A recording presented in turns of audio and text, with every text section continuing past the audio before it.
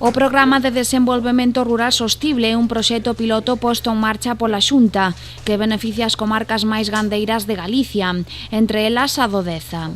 Contempla investimentos para obras de mellora de accesos a explotacións vacúns e vitivinícolas.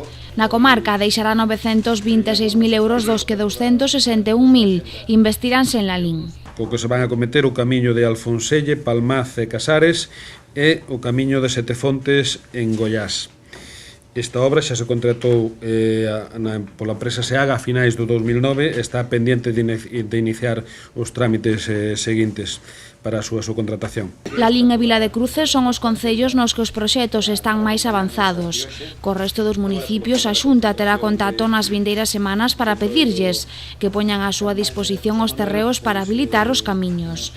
Así, en Rodeiro investiránse 140.000 euros. Acometeríanse camiños en Faílde, Álceme, Carbuentes, Torre de Carbuentes, camiño de Agrosagro a Mesón de Auga Elevada e camiño de San Martiño de Esperelo a Barrio e Couso.